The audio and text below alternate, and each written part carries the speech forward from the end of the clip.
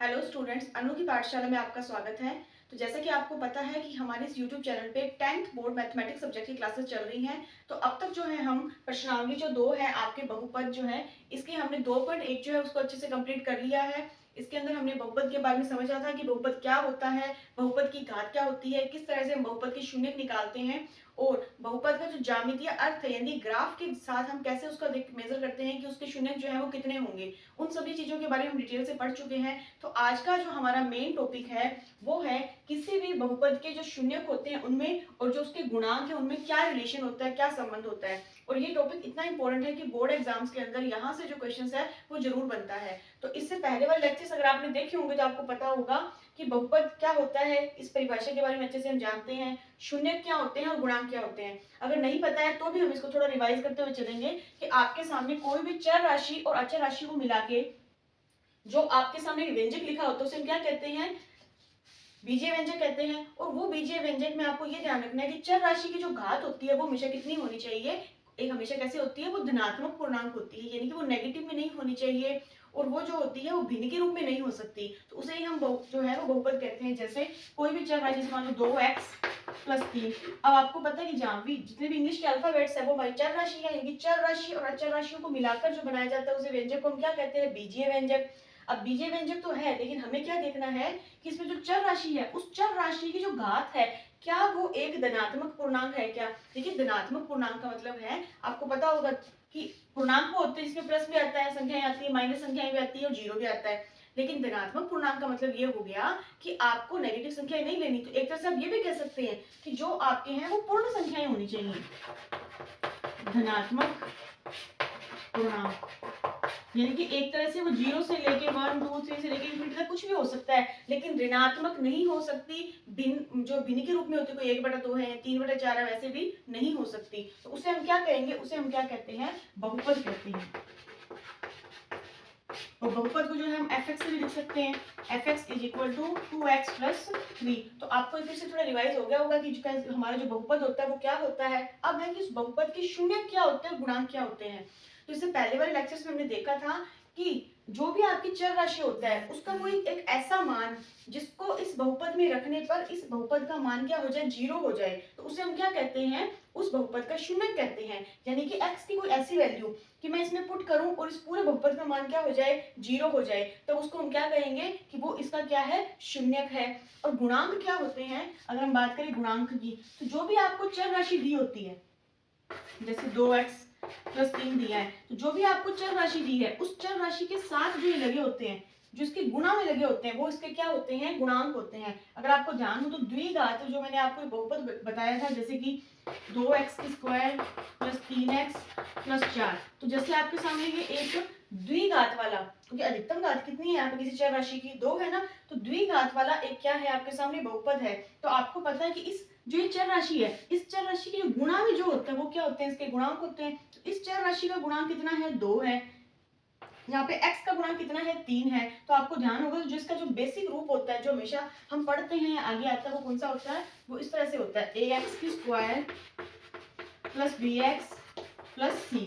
इस रूप में जो है वो आपको हमेशा क्या है, कोई भी बहुपद मिलेगा। अब इसमें देखिए यहाँ पे a b और c, a b और c ये सब क्या है, बहुपद के गुणांक हैं। बहुपद के गुणांक है, गुणांक का मतलब ये उसके क्या है, गुणा में है। अब आप देखिए जैसे a और b है, तो ये आपको दिख रहा है ना कि a क्या है, x के स्क्वायर का गुणांक है वो a होता है, b क्या है, x का गुणांक जो है वो b होता है। और यहाँ पे देखो c क्या है, क्या c के साथ कोई चर राशि है क्या, कोई चर राशि नहीं है। इसका मतलब यहाँ पे जो c है ना वो हमारे कोई अचर राशि है, कोई भी वैल्यू हो सकती है। अचर राशि आपको पता है ये कोई भी मैथमेटिकल वैल्यू 1 से लेके 2 तक कोई भी संख्या हो सकती है, मतलब कि कोई भी मैथमेटिकल वैल्यू हो सकती है। जो जो चर राशि के साथ है उनको हमने बता दी, जैसे x के स्क्वायर का गुणांक a होता है, x का गुणांक b होता है, और यहाँ पे c क्या है, कोई भी अचर राशि है। तो मैं उम्मीद करती हूँ कि आपको यहाँ पे थोड़ा समझ में आया होगा कि बहुपद के गुणांक क्या होते हैं और उसके जो है शून्याङ्क जो होते हैं, शून्यक क्या होते हैं। तो शून्यक वो होता है ऐसी वैल्यू जिसको रखने पे बहुपद का मान 0 हो जाए, वो शून्यक है, ठीक है। और गुणांक क्या होते हैं, जो भी आपके सामने बहुपद दिया है उसमें आपकी x के स्क्वायर का या x का जो ये गुणा वाले होते हैं a b और c, इसको हम क्या कहते हैं, उनके गुणांक कहते हैं। तो अब इनमें रिलेशन क्या होता है हम उसके बारे में पढ़ेंगे।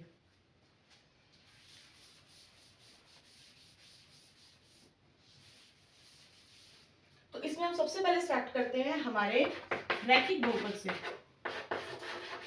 रैखिक बहुपद में हम बोल सकते हैं या हम इसको बोल सकते हैं एक घात वाले बहुपद।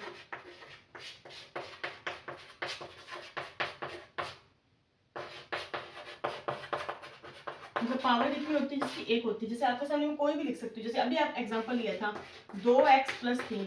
अब आपको पता है कि ये आपके सामने कोई बहुपद है और इस बहुपद के अंदर चर की अधिकतम घात कितनी है, एक है, तभी तो इसको कह रहे हैं ना कि ये रैखिक बहुपद है। अब हमें इसमें ये पता लगाना है कि इसमें जो शून्यक होंगे, शून्यांक जो होते हैं उसमें, और जो इसके गुणांक होंगे उनमें आपस में क्या रिलेशन है। तो देखिए, हमें इसके अंदर अगर मान निकालना है इसके शून्यांक का, तो हमें पता है कि किसी भी जो शून्यक जो होते हैं वो क्या होते हैं कि बहुपद में वैल्यू पुट करेंगे और बहुपद का मान 0 हो जाएगा। तो अगर मैं इस टर्म को 0 के बराबर रखूं और यहाँ से मैं x की वैल्यू फाइंड करूं, तो देखिए 2x + का 3 उधर जाके क्या हो जाएगा -3। x की वैल्यू निकालनी है, 2 गुणा में है, यहाँ पे आके क्या हो जाएगा इसके भाग में हो जाएगा। तो आपके सामने x का ये क्या आ गया, ये जो है x का क्या है आपके सामने, ये आया है शून्यक आया है। ये क्या आ गया, शून्यक आ गया। अगर मैं इस बहुपद में देखूं, जो मेरा बहुपद दिया हुआ है यहाँ पे,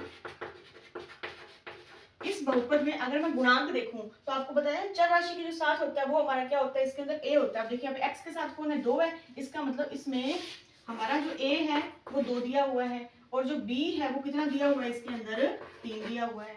ठीक है, तो ये तो क्या है हमारे गुणांक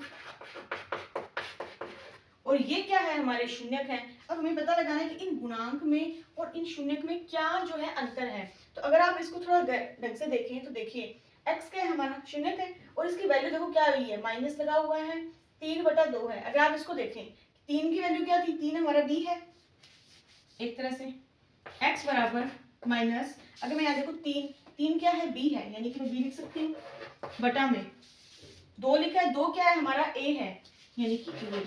तो एक तरह से ये जो आपके सामने आया, ये क्या आ गया, ये है आपके किसी बहुपद में उसके शून्यांक जो होते हैं, यानी जो उसके शून्यक होते हैं उनमें और जो उसके गुणांक होते हैं उनमें रिलेशन आ गया, इनमें क्या संबंध होता है। यानी कि अगर आपको कोई भी रैखिक बहुपद मिले ना, यानी कि एक घात वाला बहुपद मिले और आपको उसमें पता लगाना हो इनमें क्या रिलेशन होता है उसके शून्यक के अंदर और उसके गुणांक के अंदर, हमेशा ध्यान रखना x = क्या होता है, माइनस का b/a होता है। अब चाहो तो आप इसको हिंदी में भी और लिख सकते हैं, जैसे कि यहाँ पे x बराबर -b क्या है, तो आप देखिए यहाँ पे अगर आप इसको देखेंगे बहुपद में तो आपको दिख रहा है कि यहाँ पे जो b है ना वो कोई अचर संख्या है, अचर है, वो चर राशि तो नहीं है ना।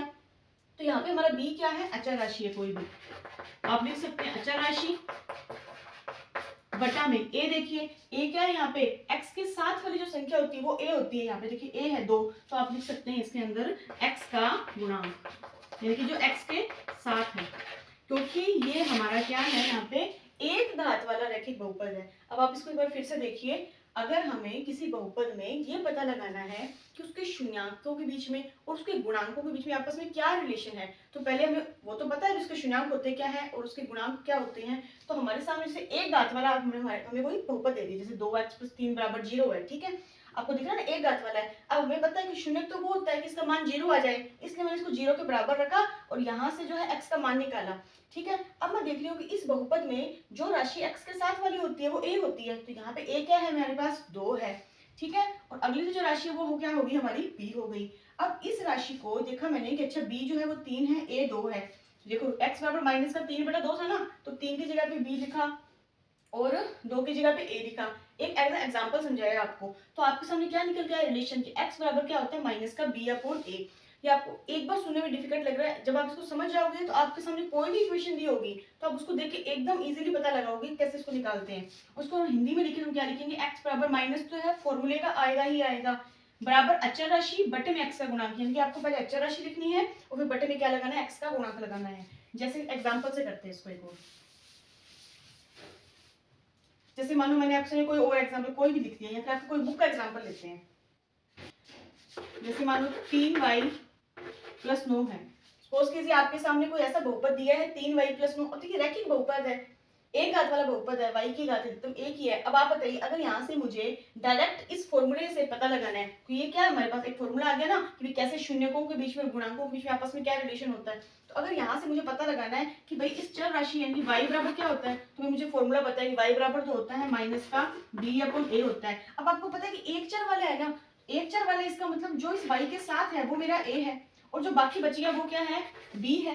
इसका मतलब माइनस तो क्या है, फॉर्मूले का जो सूत्र में होता ही होता है। बी क्या है यहाँ पे, बी है 9 बटा में ए क्या है यहाँ पे, ए है 3। बताओ क्या किसी पार्ट से कट हो रहा है, 3 एकम 3, 3 तिया 9। इसका मतलब y बराबर क्या आ गया आपके पास, माइनस का 3 आ गया। तो सेम ऐसे ही एग्जाम्स में आपको क्वेश्चन दिए होते हैं, कोई भी आपको बहुपद दे दिया जाएगा और ये पूछ लिया जाएगा कि बताइए इसके शून्यांक बताइए, या फिर उसके शून्यांकों में गुणांकों में क्या संबंध है वो बताइए। तो अधिकतर जो है एग्जाम के अंदर द्विघात वाले जो होते हैं उनमें से क्वेश्चन ज्यादा बनते हैं। तो इसको आप नोट कीजिए। फिर हम करते हैं द्विघात बहुपद जो होता है उसके शून्यांकों में और गुणांक में बीच में आपस में क्या रिलेशन होता है।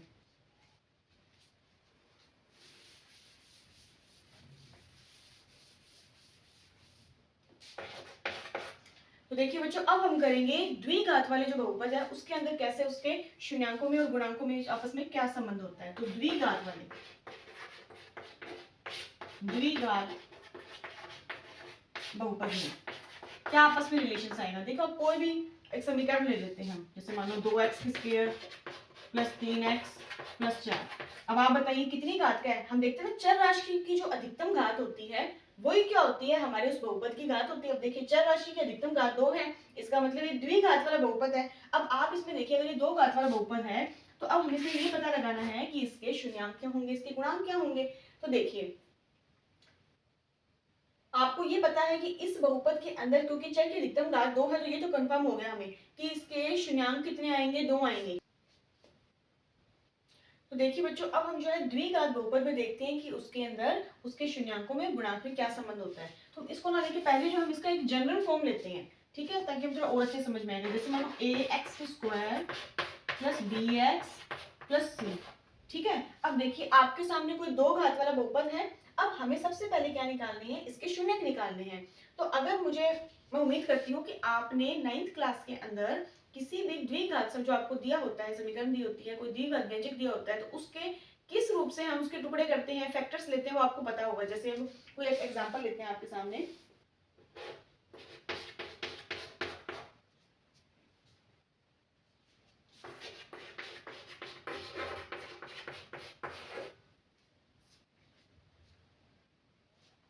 अब देखिए जैसे आपके सामने ये क्या है, कोई द्विघात बहुपद है। अब आप इसके साथ एक तरह से ये इसका मानक रूप है, इसके साथ मैच कर सकते हैं। जैसे ए एक्स स्क्वायर यानी एक्स के स्क्वायर के साथ वाला जो होता है उसका गुणांक ए होता है, यानी कि आपको दिख रहा है कि यहाँ पे गुणांक ए कितना है, 2 है। एक्स के साथ वाला जो गुणांक होता है वो बी होता है, यानी कि यहाँ पे बी कितना है, तो आप देख के कह सकते हो ना कि इसमें बी 8 है, ठीक है। और जो अचर राशि है वो कितनी है आपकी, 6 है। आपको इसे तुलना करनी आनी चाहिए। तो गुणांक तो आपको सीधे दिख रहे हैं, दिख रहे हैं ना। कि अगर मैं इसमें गुणांक देखूं तो गुणांक कौन कौन से, देखिए गुणांक अगर मैं इसके साथ तुलना करती हूँ तो ए कितना है मेरा, ए है 2, ठीक है।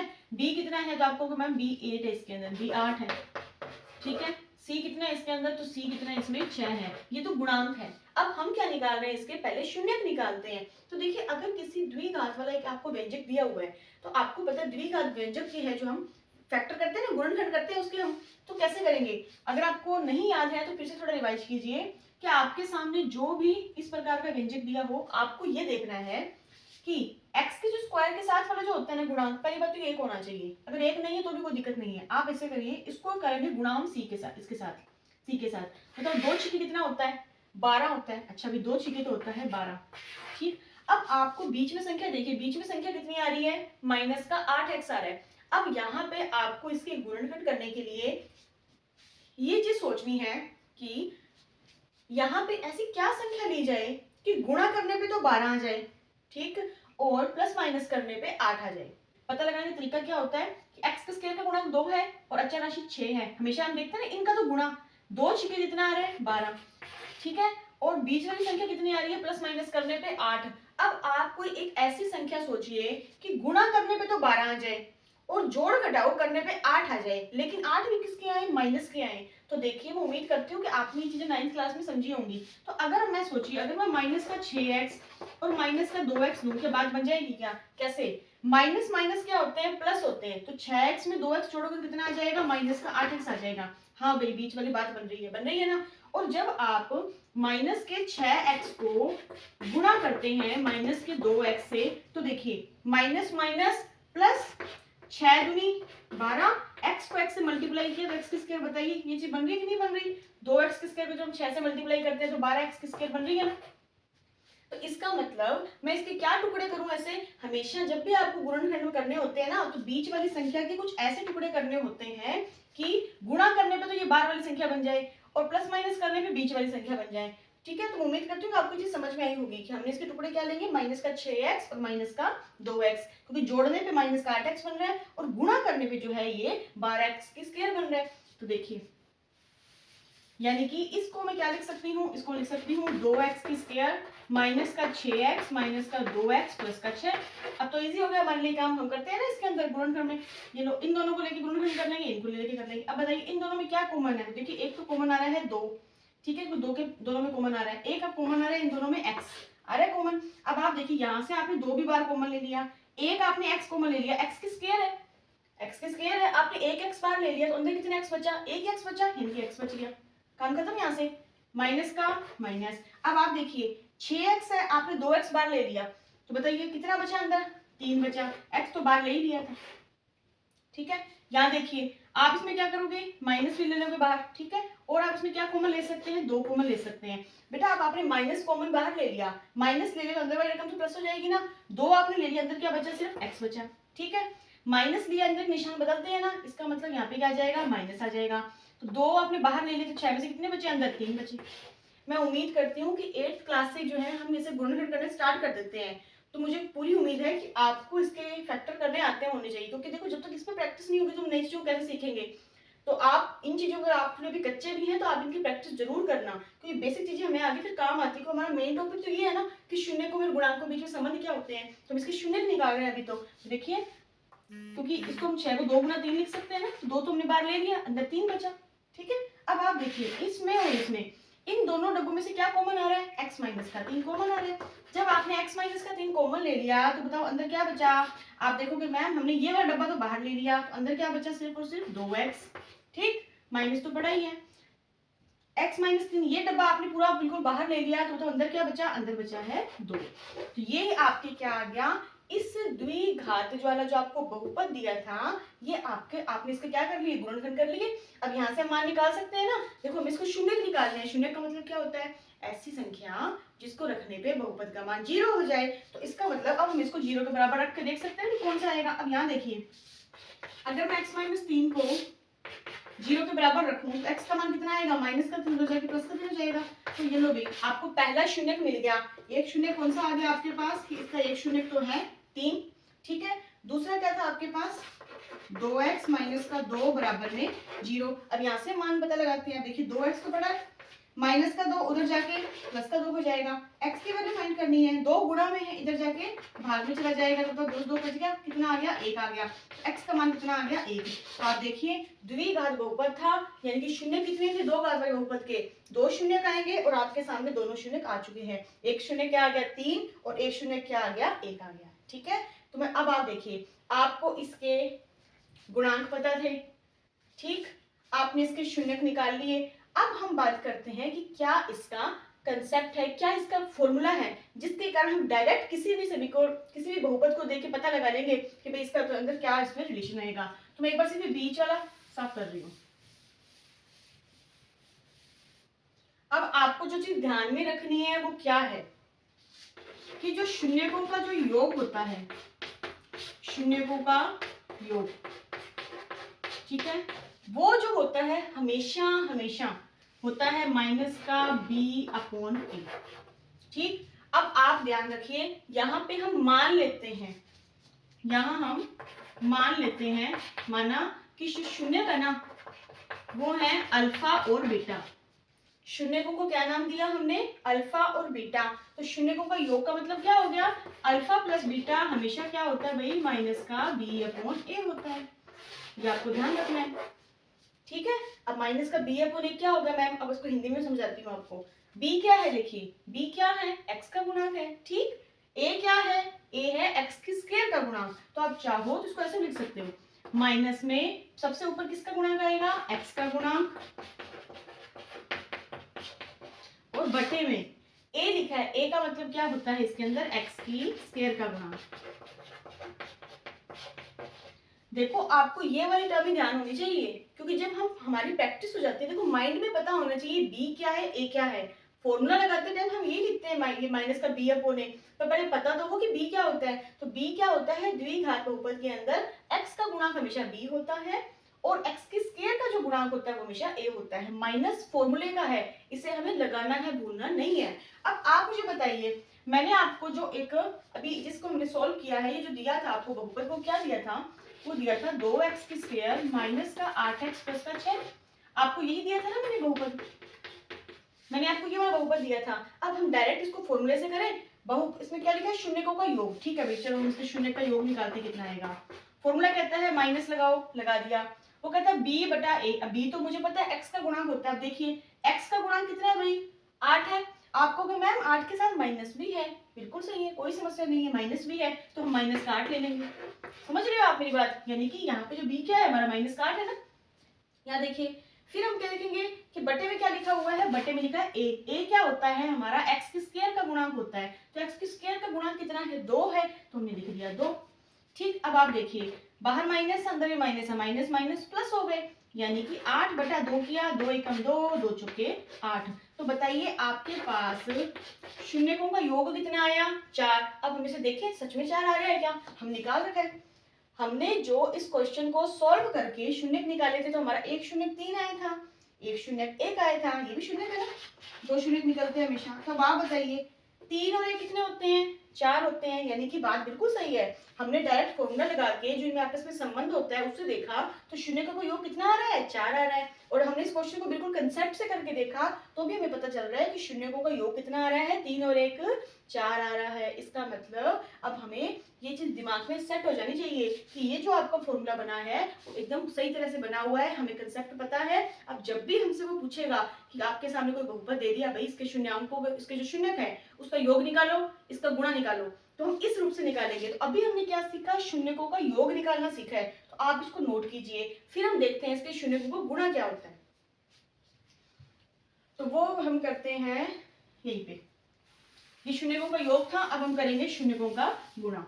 तो देखो शून्यकों का दूसरा जो इसका पॉइंट है वो है शून्यकों का गुणा।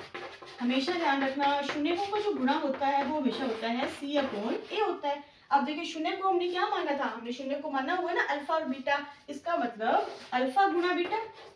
गुणा का निशान लगाने की जरूरत नहीं है ना, क्योंकि ऐसे कुछ नहीं लगा और इसके अंदर यहाँ पे मल्टीप्लाई का निशानी, गुणा का निशानी है। शून्यकों का गुणा क्या होता है भाई, c बटा a होता है। अब आपको कि मैंने c क्या होता है, a क्या होता है, तो हमें तो पता है c होता है कोई भी जो हमें बहुपद में अचर राशि दी होती है। तो यहाँ पे c 6 है ना, तो आप लिख सकते हो यहाँ पे कि c क्या होता है, अचर राशि, अचर राशि बटा में a क्या होता है, a होता है हमारे x की स्क्वायर का गुणांक।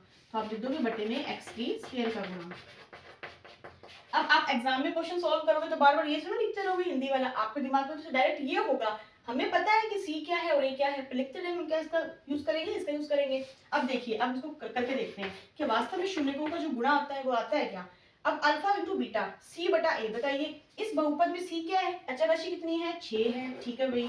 बटा में a, देखिए a क्या होता है, x की स्क्वायर का गुणांक कितना है, 2 है, 2 लगा दिया। अब कट रहा है, 2 एकम 2, 2 तिया 6, यानी कि जब हम शून्यकों का गुणा करते हैं ना भाई तो 3 आएगा। अब हम देखते हैं कि हमने जो कंसेप्ट से किया था वो मैच करता है क्या। तो देखो हमने निकाला था अभी 1 शून्य 3 आया था, 1 शून्य 1 आया था। अब बताओ अगर मैं इनको गुणा करूं, 3 को 1 से गुणा करूं, 3 गुणा 1 करूं तो कितना आएगा, 3 आएगा ना। इसका मतलब क्या हुआ, ये हमारा कंसेप्ट बिल्कुल सही है। देखो मैं उम्मीद करती हूँ कि आप इस चीज को समझ पाए होंगे। अब मैं इसका आपको थोड़ी समरी करवाती हूँ। हो सकता है कि आपको ऐसा लगेगा सब कुछ मिक्स हो गया, ऐसा कुछ नहीं है। मैंने आपको जब ये द्विघात वाले बहुपद में इन शून्यक में गुणांकों में जो संबंध बताया है ना, तो इस संबंध में हमने इसको बिल्कुल कंसेप्ट से देखा है कि कैसे हम किसी द्विघात बहुपद को लेके हमने इसको सॉल्व किया था, गुणनखंड लेके इसके गुणांक निकाले थे। तो कोई डरने वाली बात नहीं है, आप इसको नोट करो। अब हम इसकी एक समरी बनाएंगे, उसको देख के आप एकदम झट से समझ जाओगे भी हमें याद क्या करना है इसके अंदर।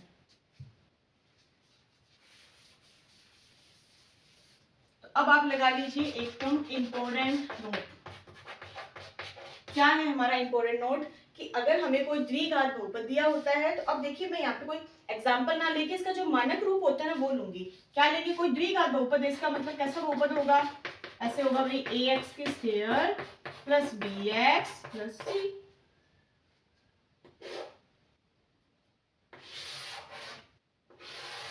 ठीक है, और हम इसमें मान लेते हैं कि इसमें माना बहुपद के शून्यक जो हैं, बहुपद के शून्यक जो हैं वो कौन कौन से हैं, अल्फा और बीटा है।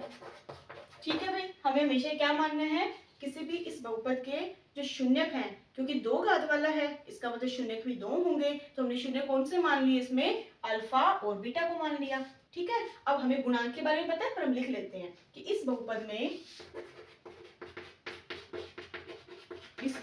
में गुणांक जो है वो क्या है, ए बी और सी है।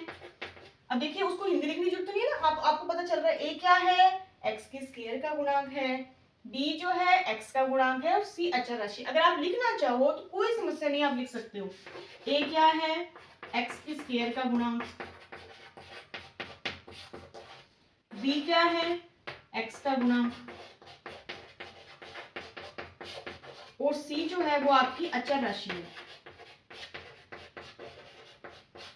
अब देखिए जब हम ये सब लिख लेंगे ना तो माइंड में एकदम सेट बैठ जाएगा। अब हमें इसमें सिर्फ दो फॉर्मूले याद रखने हैं, एकदम दो फॉर्मूले सिर्फ। कौन सा, पहला फॉर्मूला याद रखना है हमें, अल्फा प्लस बीटा यानी कि शून्यकों का योग, शून्यकों का योग क्या होता है बताइए, अल्फा प्लस बीटा होता है हमेशा हमेशा माइनस का बी बटा ए। अब आपको ये याद रखना है, ठीक है ना। अब मैं बार बार आपके यहाँ पे देखिए, अब मैं बार बार इसको हिंदी में नहीं लिखूंगी, हिंदी में लिखते लेंथी हो जाता है, लेंथी होते कब डर जाता, तो इतना लंबा फॉर्मूला लंबा नहीं है। हमने पहले बता दिया कि बी क्या है और ए क्या है, ठीक है। तो शून्यकों का योग अल्फा प्लस बीटा हमेशा क्या होता है, माइनस का बी अपॉन ए, ठीक। और शून्यकों का जो गुणा होता है, शून्यकों का गुणा यानी कि अल्फा बीटा, अल्फा गुना बीटा, आप चाहो तो गुणा लगा ही लो ताकि आप कंफ्यूज ना हो गुणा कहाँ गया। अल्फा गुना बीटा क्या होता है, इसके अंदर हमेशा होता है सी बटा ए। ये आपको दो ही फॉर्मूले याद रखने हैं, सिर्फ दो फॉर्मूले हैं। आराम से देखिए, कोई द्विघात बहुपद दिया है, ये दे दिया, हमने इस द्विघात बहुपद के शून्यक मान लिए, इस बहुपद के शून्यक अल्फा और बीटा है। हमें पता है गुणांक क्या होते हैं, जिसमें गुणांक वो देखो ए है गुणांक, बी है और सी गुणांक है। ए क्या है, एक्स के स्क्वायर का गुणांक है, बी क्या है, एक्स का गुणांक है, और सी क्या है, एक अचर राशि है। अब हमें सिर्फ दो फॉर्मूले याद करने हैं। कौन से याद करने हैं, जिसको हमने कंसेप्ट से भी करके देख लिया, बिल्कुल सही आता है। अब देखिए जो फॉर्मूले बनते हैं ना वो किसी डेरिवेशन के थ्रू बनते हैं, कि हम डेरिवेशन करके देखते हैं अच्छा आंसर ऐसे आता है तो डायरेक्ट ऐसा लिख दें तो ये तो हो जाएगा, उसी हिसाब से फॉर्मूले बनते हैं ना, तो ये डायरेक्ट उसी अकॉर्डिंग बनाओ। तो हमें अब क्या याद रखना है क्वेश्चन सॉल्व करने के लिए, ये वाला, कि अगर आपको पूछे शून्यकों का योग बताइए तो आपको क्या करना है, हमेशा माइनस का बी अपॉन ए, माइनस मत भूल जाना, माइनस का बी अपॉन ए, ये माइनस फॉर्मूले का है। जैसे अब आपको क्वेश्चन में माइनस दिया हुआ है ना तो वो आपको लेके चलना है, माइनस का बी अपॉन ए, और शून्यकों का गुणा क्या होता है, हमेशा सी अपॉन ए होता है। तो मैं उम्मीद करती हूँ कि आपको आज का सेशन समझ में आया होगा। अगर आपको कहीं कुछ डाउट भी है तो कोई डरने की बात नहीं है, जब हम इसके एग्जाम्पल सोल्व करेंगे ना, जैसे जैसे इसके एग्जाम्पल सोल्व करेंगे आप एकदम चुटकियों में समझ जाओगे कैसे इसको सोल्व किया जाता है। तो ठीक है, तो आपको डरना नहीं है, इस कंसेप्ट को आप अपनी कॉपी पे लिखिए, अच्छे से इसकी प्रैक्टिस कीजिए, फिर जैसे इसका हम एग्जाम्पल करेंगे तो हम 2 मिनट में बता दिया करें, 2 मिनट भी ज्यादा है कि इसका क्या आंसर होगा। तो अब हम करते हैं इसका एक एग्जाम्पल करके देखेंगे, आप इसको नोट कीजिए अपनी कॉपी पे।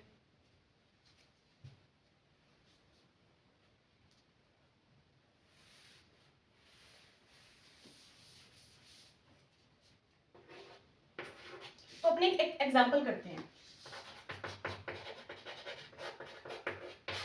एक एग्जाम्पल जैसे मैंने आपको क्वेश्चन दिया प्लस 7x प्लस प्लस, ठीक। ये क्वेश्चन है, इसमें आपको शून्य का योग और गुणा निकालना है। अब आपको ना पेपर में भी क्वेश्चन ऐसे दिया होगा, आपको कोई बहुपद दे दिया और वो कह देंगे बताओ इसके शून्यकों का योग कितना और गुणा कितना है। अब हम तो पढ़ के आए हैं, हमें पता है द्विघात वाला है, ठीक है भाई द्विघात वाला है तो शून्य अल्फा बीटा होते हैं। हम डायरेक्ट फॉर्मूला लगाएंगे कि हमें पता है कि शून्यकों का योग का फॉर्मूला क्या होता है, अल्फा प्लस बीटा बराबर माइनस का बी अपॉन ए होता है, ठीक। अब मुझे पता है कि सूत्र ये माइनस तो फॉर्मूले का है, बी क्या होता है, बी होता है मेरा एक्स का गुणांक, यही होता है, तो क्या है 7 है, बटा में ए क्या होता है एक्स के स्क्वायर का गुणक। अब बताइए एक्स के स्क्वायर में कुछ है क्या, अब जीरो मत लिखाना, जिसके साथ कुछ नहीं होता उसके साथ हमेशा एक होता है, यानी कि यहाँ पे कितना है एक्स के स्क्वायर का गुणा 1 है। अब बताओ किसी भी संख्या में अगर आप भाग दोगे 1 का तो वही संख्या आएगी, इसका मतलब आपके पास शून्यकों का योग कितना आ गया, माइनस का 7 आ गया, ठीक है, कितना इजी है, देखो कितना कम टाइम लगा, हमने निकाल लिया। अब दूसरा पॉइंट देखिए, शून्यकों का गुणा क्या होता है भाई, शून्यकों का गुणा तो होता है हमेशा c अपॉन a होता है। अब देखिए c कितना है इसमें 10, ठीक है, और a कितना है इसके अंदर 1। अब बताओ इसको भाग दोगे तो भी कितना आ जाएगा, सीधा 10 ही आएगा। इसका मतलब शून्यकों का गुणा कितना है 10 है भाई, और शून्यकों का जोड़ कितना है इसके अंदर -7 है। तो पेपर में ऐसे ही क्वेश्चन आएगा। अब देखिए हमें कितना टाइम लगा इस क्वेश्चन को सॉल्व करने, ज्यादा से ज्यादा 2 मिनट लगे होंगे, इससे ज्यादा टाइम तो नहीं लगा ना। हमने सिर्फ फॉर्मूला अप्लाई किया, शून्यकों का योग पता कर लिया, शून्यकों का गुणा पता कर लिया। तो बच्चों मैं उम्मीद करती हूँ कि आपको जो है आज का सेशन समझ में आया होगा। इस टॉपिक से रिलेटेड बहुत से क्वेश्चन जो है हम अगले सेशन में डिस्कस करेंगे। तब तक के लिए थैंक यू।